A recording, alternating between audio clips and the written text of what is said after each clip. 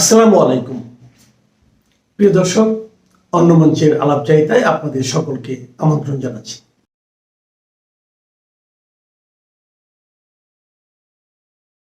গতকাল থেকে সামাজিক যোগাযোগ মাধ্যমে আল জাজিরা টেলিভিশনের সাথে সজীব ওয়াজেদ জয়ের একটা ইন্টারভিউ আমরা দেখছি।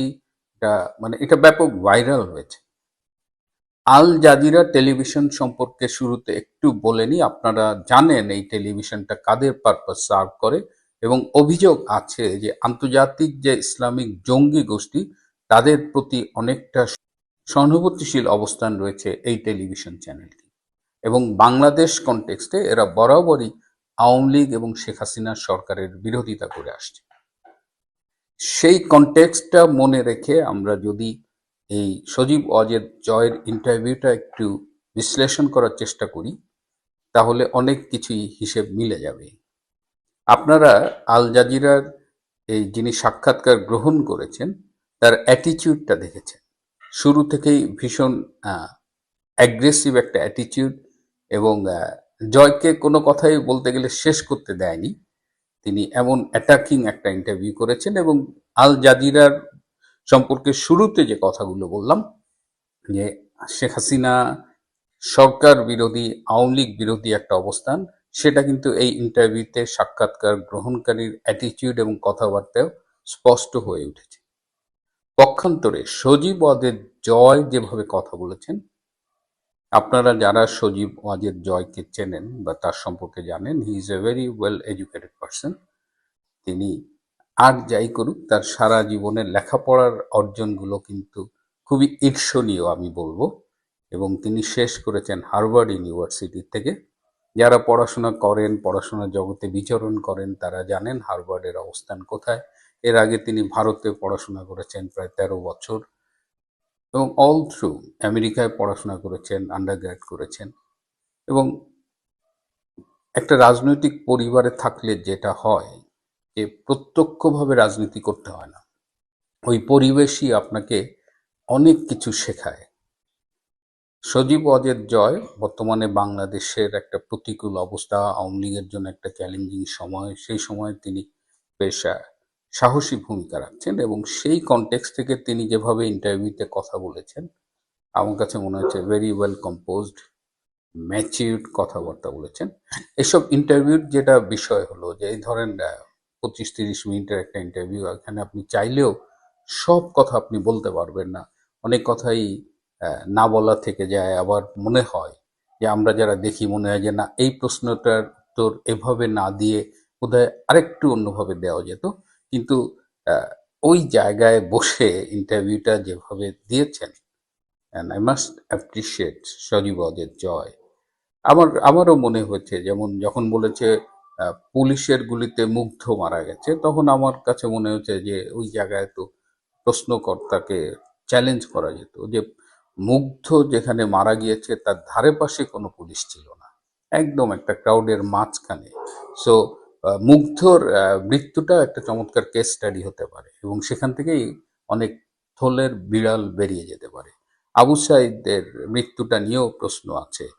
রাবার বুলেটের যে ছবি ভাইরাল হতে দেখেছি, কিন্তু আবু সাইদ তো পুলিশের ওই গুলিতে মারা যায়নি, তার মাথার পেছনে ক্ষত ছিল, সেই ক্ষত থেকে মারা গেছে। কিন্তু এগুলো যাই হোক, মানে দিজ আর দ্য ইস্যুজ, এরকম অনেক বিষয় ছিল। তারপরে ওভারঅল ইন্টারভিউ আমি কয়েকবার দেখেছি, আর ছোট ছোট ক্লিপ তো ভেসে বেড়াচ্ছে সামাজিক যোগাযোগ মাধ্যমে।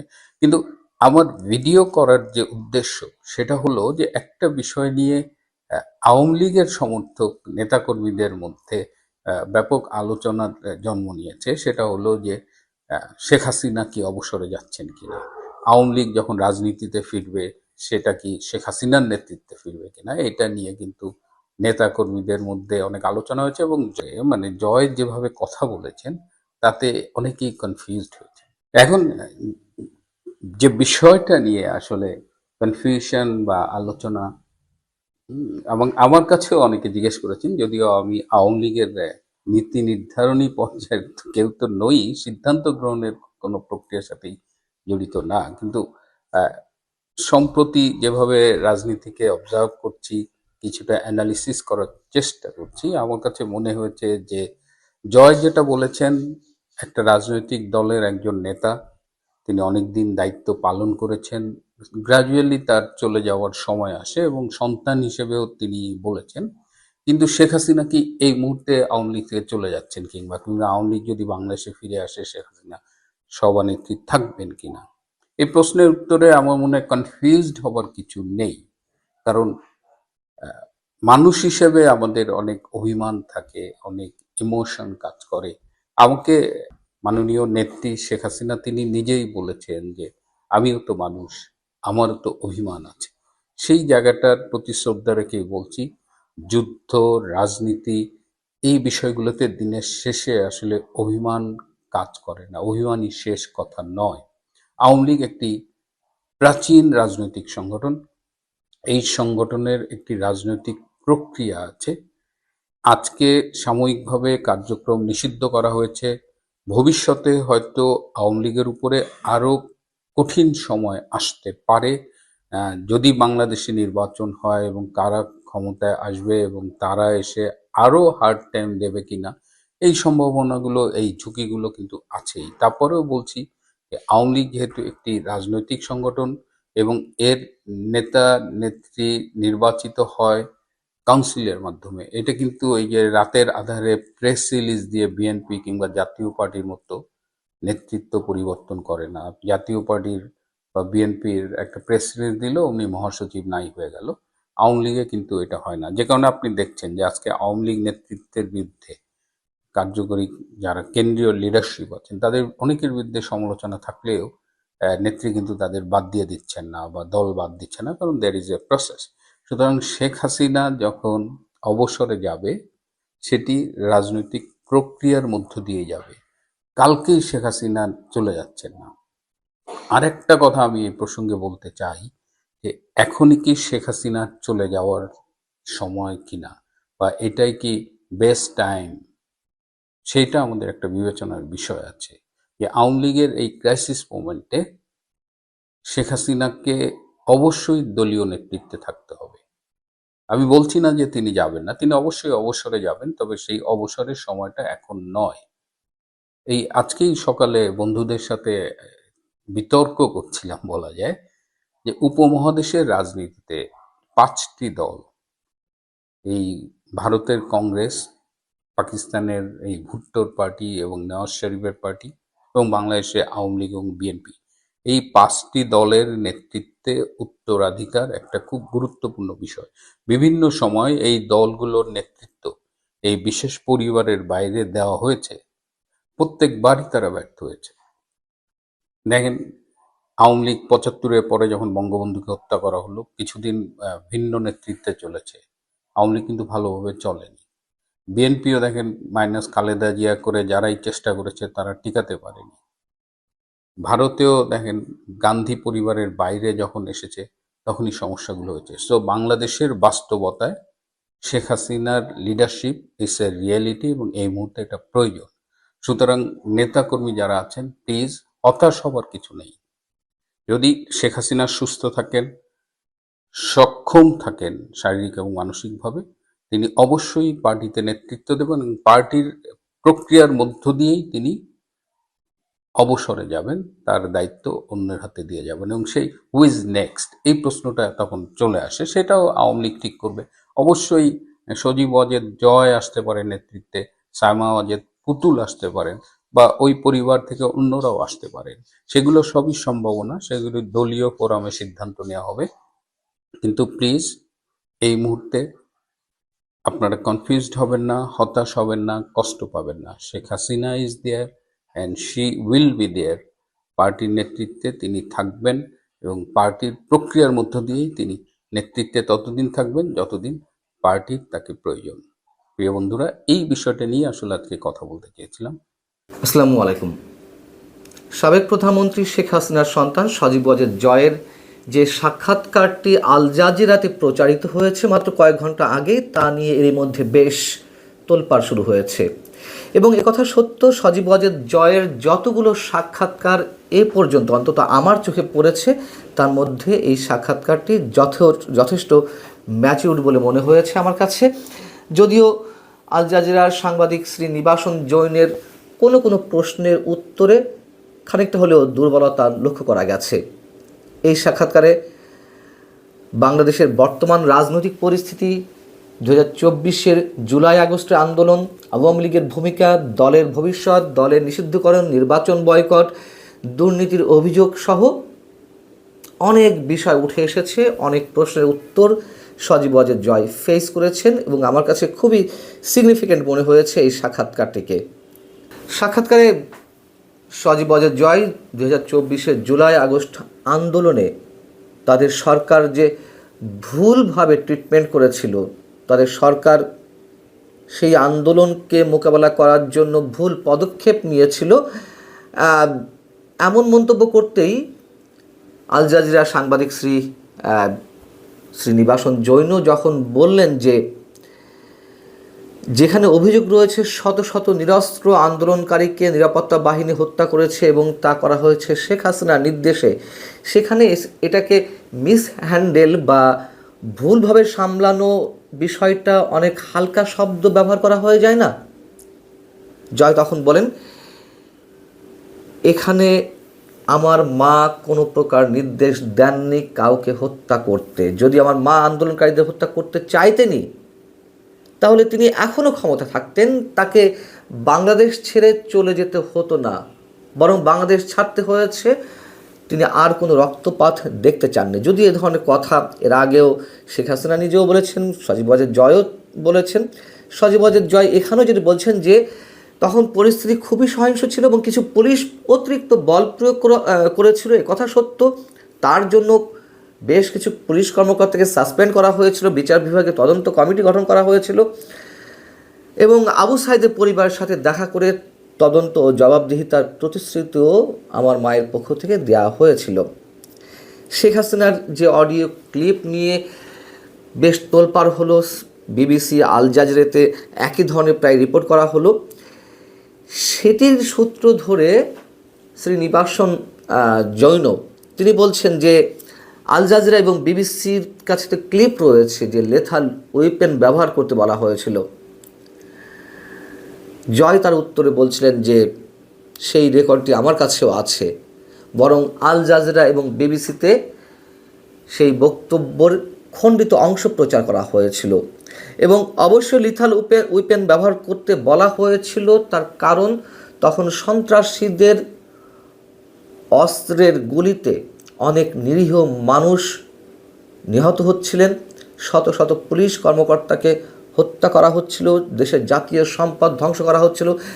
দেশের জাতীয় সম্পদ রক্ষা করতে এবং সশস্ত্র সন্ত্রাসীদের প্রতিহত করতেই প্রয়োজনে লিথাল ওয়েপেন ব্যবহার করার নির্দেশ দিয়েছিলেন আমার মা। এবং সেই আন্দোলনকে কেন্দ্র করে যখন জাতিসংঘের যে রিপোর্টটি আমাদের সামনে এসেছে আরও বছর দেড়েক আগে বা 13 মাস আগে, সেই রিপোর্ট প্রসঙ্গে আল জাজিরার পক্ষ থেকে বলা হলো যে যেখানে 1400 মানুষকে হত্যা করা হয়েছে, সাথে সাথে সজীব ওয়াজেদ জয় সেটিকে প্রত্যাখ্যান করলেন। আমি মনে করি যেটি অবশ্যই সজীব ওয়াজেদ জয়ের এই অ্যান্সারটি ঠিকই আছে এবং যেটি আমিও গত প্রায় 1 বছর ধরে ক্রমাগতভাবে বলে আসছি যে কীভাবে এই রিপোর্টটিকে সরকার মিসইউজ করছে। তখন সজীব ওয়াজেদ জয়ও এই কথা বলেছেন যে সেখানে যে 1400 মানুষের হত্যাকাণ্ডের কথা বলা হয়েছে 2024-এর 15 আগস্ট পর্যন্ত, 5 আগস্টের পরে তো আর সরকার ছিল না, তাহলে 5 আগস্টের পরে যে মানুষেরা হত্যাকাণ্ডের শিকার হয়েছেন, যেখানে সরকার বলেছে 832 জন জুলাই আগস্ট আন্দোলনে নিহত হয়েছে, বাকি 500 প্রায় 68 জন, তাদের হত্যাকাণ্ডের বিচার কোথায়? সেই হত্যাকাণ্ডগুলোর দায় কাদের কাঁধে? এবং বরং আমরা যে ন্যায় বিচার চেয়ে এসেছি, যেভাবেই হত্যা করুক, যার যতটুকু দায় আছে অবশ্যই সবার সমান বিচার হতে হবে, ন্যায় বিচার হতে হবে। কিন্তু এই সরকার বিক্ষোভকারীদের দায় মুক্তি দিয়েছে তাদের দ্বারা হত্যার বিষয়গুলো থেকে। শ্রী নিবাসন জৈন একটা পর্যায়ে শরীফ ওসমান হাদির বিষয়টিও টানলেন এবং তিনি প্রশ্ন করলেন যে শরীফ ওসমান হাদি একজন যুবনেতা, সাবেক ছাত্রনেতা, তিনি হত্যাকাণ্ডের শিকার হলেন এবং বাংলাদেশ সরকারের পক্ষ থেকে, বাংলাদেশের প্রশাসনের পক্ষ থেকে আওয়ামী লীগকে দায়ী করা হচ্ছে, তখন চমৎকার একটি অ্যান্সার দিয়েছেন সজীব ওয়াজেদ জয় যে দেখুন, এর সঙ্গে আওয়ামী লীগের জড়িত থাকার তো প্রশ্নই ওঠে না। কে শুটার, কে গুলি করেছে আমরা তার কিছুই জানি না। তবে আমি সুন্দর বলছি এখানেই, যদি সত্যিই বাংলাদেশে হত্যাকাণ্ডের রাজনীতি করার সক্ষমতা এই মুহূর্তে আওয়ামী লীগের থাকতো, তাহলে এই সরকার এখনো পর্যন্ত দাঁড়িয়ে থাকতে পারতো না, অর্থাৎ ডক্টর ইউনূস সরকার এই মুহূর্ত পর্যন্ত টিকে থাকতে পারতো না। বরং যেখানে সামান্যতম প্রতিবাদ জানাতে রাস্তায় নামলেও সাথে সাথে শত শত হাজার হাজার আওয়ামী লীগ নেতাকর্মীদের গ্রেপ্তার করা হচ্ছে, সেখানে এই অভিযোগ জানানো হয় কিভাবে? আওয়ামী লীগের ভুল ভ্রান্তির প্রসঙ্গে সজীব ওয়াজেদ জয় বেশ ধরি মাছ না ছুঁই পানি টাইপ উত্তর দিয়েছেন। তিনি বলেছেন যে আমাদের সরকার অবশ্যই ভুল করেছে, অনেক ক্ষেত্রে আমাদের সরকারের লোকেরা বাড়াবাড়ি করেছে। আমি নিজেও তাদের উপরে খুশি ছিলাম না, ব্যক্তিগতভাবে মনে করি আমাদের সরকারের লোক যারা এই ধরনের কাজের সঙ্গে জড়িত ছিল তাদের বাড়াবাড়ি ছিল এবং তাদের জবাবদিহিতার আওতায় আনা উচিত ছিল। এই প্রসঙ্গে তিনি মন্তব্য করে আবার বলছেন, অথচ দেখুন আবার গত 1.5 বছরের দিকে তাকান, বর্তমান সরকার কি করছে। পরিস্থিতি অনেক খারাপ, অর্থনীতি ভেঙে পড়েছে, আইন শৃঙ্খলা নেই, সন্ত্রাসীরা তাল মিলিয়ে চলছে, আর আছে কারচুপি, সম্পূর্ণ কারচুপি করা প্রহসনের নির্বাচন। শাক দিয়ে তো মাছ ঢাকা যায় না, তাই না? এই সরকার কি করছে তা আমরা ক্রমাগতভাবে বলছি। আওয়ামী লীগ 15.5 বছরে যে না করেছে তার চেয়ে অনেক বেশি 17 মাসে এই সরকার অনেক ধরনের অন্যায় অপরাধমূলক কর্মকাণ্ড করে ফেলেছে, মানুষের সঙ্গে প্রতারণা করেছে। একথা যেমন সত্য, আবার এটিকে উদাহরণ হিসেবে টেনে আওয়ামী লীগ কোনোভাবেই পারে না তাদের 15.5 বছরের যত ধরনের অভিযোগ রয়েছে তাদের বিরুদ্ধে সব অ্যাভয়েড করতে। আল জাজিরার পক্ষ থেকে মন্তব্য করা হয়েছে যে আওয়ামী লীগকে যে নিষিদ্ধ করা হয়েছে সেটি অগণতান্ত্রিক এবং এটি সব দিক থেকেই বিশ্বের নানান ধরনের মানবাধিকার সংগঠনের পক্ষ থেকে সমালোচিত হচ্ছে। তবে আওয়ামী লীগ অতীতে নির্বাচনে কারচুপি, সহিংসতা ও প্রতিষ্ঠান দখলের অভিযোগে অভিযুক্ত। আওয়ামী লীগের সময় নির্বাচন কমিশন সহ সব ধরনের প্রতিষ্ঠান কুক্ষিগত করা হয়েছে, নিয়ন্ত্রণে নেওয়া হয়েছে। জয় বলেছেন, আওয়ামী লীগ কখনও কোনো দলকে নিষিদ্ধ করেনি। জামাত ইসলামী নিষিদ্ধ হয়েছিল বা তার দলের নিবন্ধন বাতিল করা হয়েছিল তৃতীয় কোনো ব্যক্তির আবেদনের পরিপ্রেক্ষিতে আদালতের মাধ্যমে। এবং যেহেতু জামাতের যে গঠনতন্ত্র সেটি আমাদের সংবিধানের সাথে সাংঘর্ষিক ছিল, এই জন্যই আদালত সেটিকে নিষিদ্ধ করেছিল। নির্বাচন কমিশনকে আমরা নিয়ন্ত্রণ করিনি, নির্বাচন কমিশন একটা সার্চ কমিটির মাধ্যমে গঠিত হয়েছিল। এই অ্যান্সারগুলো আমার কাছে ভালো লাগেনি। কীভাবে জামাতের নিবন্ধন বাতিল করা হয়েছিল সেগুলো আমরা জানি। আবার নির্বাচন কমিশন যে কক্ষিগত করা হয়নি, ব্যবহার করা হয়নি, এটি একটা সার্চ কমিটির মাধ্যমে গঠিত হয়েছিল বিধায় পুরোপুরি একেবারে শতভাগ স্বচ্ছতার সঙ্গে নির্বাচন কমিশন কাজ করেছে। সেটি হুদা কমিশন হোক বা রকিব কমিশন হোক কিংবা হাবিবুল আওয়াল কমিশন হোক, এ কথা বলে পার পেয়ে যাওয়ার কোনো কারণ নেই। আমরা তো দেখেছি নির্বাচন কমিশন কতটা তুলপি বাহক হিসেবে কাজ করেছে এবং বর্তমান নির্বাচন কমিশনার যে কতটা স্বাধীনভাবে কাজ করতে পারছে বা পারবে সেটা নিয়েও নিশ্চয়ই আমরা সন্দেহের বাইরে নেই কেউ। এবং যখন প্রশ্ন করা হলো যে আওয়ামী লীগ ছাড়া নির্বাচন হলে তা প্রতিহত করা হবে এবং তার জন্য অনাকাঙ্ক্ষিত কিছু হলে তার দায় সরকারের, সজীব ওয়াজেদ জয়ের এই মন্তব্যটা কি সহিংসতার হুমকি নয়? আপনারা জানেন যে কিছুদিন আগে রয়টার্সকে, আন্তর্জাতিক বার্তা সংস্থা রয়টার্সকে দেওয়া একটি সাক্ষাৎকারের একটি অংশে সজীব ওয়াজেদ জয় এই মন্তব্যটি করেছিলেন। তখন জয় বলছেন যে আমি সহিংসতার হুমকি দেইনি, বলেছি যে দমনপীড়ন হলে সহিংসতা হবে। আমরা সহিংসতা চাই না। কোণঠাসা কাউকে করে রাখলে কি হয়? আমাদের তো অংশগ্রহণের অনুমতিই দেওয়া হচ্ছে না, এখন কেন সহিংসতা হচ্ছে? আমি হুমকির কথা বলছি, কাউকে কোণঠাসা করলে তাদের তো তখন আর কোনো বিকল্প থাকে না। এবং তিনি আরও খানিকটা ক্লিয়ার করার চেষ্টা করছেন যে আমি বলেছি যদি আন্দোলনে বল প্রয়োগ করা হয়, দমন করা হয়, তাহলে সহিংসতা হবে। আমি আন্দোলনকারীদের আক্রমণ করতে বলিনি। আপনি সম্ভবত শব্দ নিয়ে খেলা করছেন। শ্রীনিবাসন জৈনের উদ্দেশ্যে বলছিলেন। এবং বিগত নির্বাচনগুলোর যে কারচুপি, সেই জায়গায় যে জয়ের মন্তব্যগুলো তিনি স্মার্টলি বক্তব্য দেওয়ার উত্তর দেওয়ার চেষ্টা করেছেন। কিন্তু আমি বলি যে খানিকটা দুর্বলতাও ছিল। 2018 সালের নির্বাচনের আগে আমেরিকার বিভিন্ন সংস্থা সহ বিভিন্ন জরিপে উঠে এসেছে যে বিপুল ভোটে আওয়ামী লীগ জিতবে। এটা সজীব ওয়াজেদ জয় বলছেন। আমরা এই কারণে কোনো ধরনের কোনো অনিয়ম চাইনি। প্রশাসনে এমন কিছু লোক ছিল যারা এটি নিজেরাই করেছিল, অর্থাৎ দিনের ভোট রাতে। আমার মা এবং আমি একটি দলের পক্ষ থেকে আমরা ক্ষুব্ধ ছিলাম। এটি কোনো কথা হলো? তো ক্ষুব্ধ ছিলেন, ব্যবস্থা নেননি কেন? কোনো যারা জড়িত ছিল তাদের বিরুদ্ধে কোনো অ্যাকশন নেওয়া হয়নি কেন? বরঞ্চ আমরা দেখেছি 2018 এবং 2024 নির্বাচনের পরে এইসব নির্বাচন রিগিংয়ের সাথে যারা জড়িত ছিল তাদেরকে পুরস্কৃত করা হয়েছে। এ কথা তো অ্যাভয়েড করা যাবে না। এবং আসন্ন নির্বাচন প্রসঙ্গে 12 ফেব্রুয়ারি যে নির্বাচন হওয়ার সম্ভাবনা রয়েছে, সেটিকে সজীব ওয়াজেদ জয় পুরোপুরি স্টেজড ড্রামা, একটা মঞ্চস্থ নাটক হিসেবে বর্ণনা করেছেন। এবং তিনি বলেছেন, যদি আপনি এখন কি ঘটছে তা দেখেন, এই পর্যবেক্ষকরা এখন কিছু বলছে না কেন? মানে 2024-2018 যে নির্বাচনগুলো, সেগুলো নিয়ে তো কম সমালোচনা হয়নি। এই নির্বাচন নিয়ে এখন কেন দেশে বিদেশে অবজারভাররা কোনো কথা বলছে না? খুব যৌক্তিক কথা এটি আমার কাছে। এখন তো নির্বাচনের সংজ্ঞাই তারা চেঞ্জ করে দিয়েছে। ইউরোপীয় ইউনিয়ন, জাতিসংঘ, যুক্তরাষ্ট্র তারা 2024 7 জানুয়ারি নির্বাচনের আগে বলেছিল যে সব দলের অংশগ্রহণের সমন্বয়েই একটি নির্বাচনকে অংশগ্রহণমূলক বলা যায়। এখন এসে তারা বলছে যে জনগণ ভোট দিতে পারলে সেটা অংশগ্রহণমূলক নির্বাচন। তাহলে শেখ হাসিনা কী দোষ ছিল? এ কথা আমি আগেও বলেছি, প্রশ্নে তুলেছি যে শেখ হাসিনার কাছেও অংশগ্রহণমূলক নির্বাচনের সংজ্ঞাটি ছিল এরকমই, যে মানুষ ভোট দিতে পারলেই সেটি অংশগ্রহণমূলক নির্বাচন। কে নির্বাচন বয়কট করলো বা কে অংশগ্রহণ করলো সেটি বড় কথা নয়।